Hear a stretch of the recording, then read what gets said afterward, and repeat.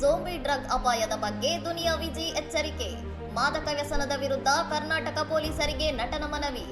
ಸಾಮಾಜಿಕ ಜಾಲತಾಣಗಳಲ್ಲಿ ಯುವಕರು ನಿಂತಿದ್ದ ಕಡೆ ಪ್ರಜ್ಞಾಹೀನರಂತೆ ವಾಲಾಡುತ್ತಿರುವ ವಿಡಿಯೋಗಳು ವೈರಲ್ ಆಗುತ್ತಿದ್ದು, ಇದಕ್ಕೆ ಝೋಂಬಿ ಡ್ರಗ್ ಕಾರಣ ಎಂಬ ಆತಂಕ ಸೃಷ್ಟಿಯಾಗಿದೆ. ಈ ಬಗ್ಗೆ ವಿಡಿಯೋ ಹಂಚಿಕೊಂಡಿರುವ ದುನಿಯಾ ವಿಜಯ್, ನಾವು ಭೀಮ ಸಿನಿಮಾದಲ್ಲಿ ಗಾಂಜಾ ಮತ್ತು ಇತರ ಡ್ರಗ್ಸ್ ಬಗ್ಗೆ ಜಾಗೃತಿ ಮೂಡಿಸಿದ್ದೆವು. ಈಗ ಈ ಹೊಸ ರೀತಿಯ ಡ್ರಗ್ ಬಗ್ಗೆ ಪೋಷಕರು ಮತ್ತು ಯುವಕರು ಎಚ್ಚರದಿಂದಿರಬೇಕು ಎಂದು ಹೇಳಿದ್ದಾರೆ.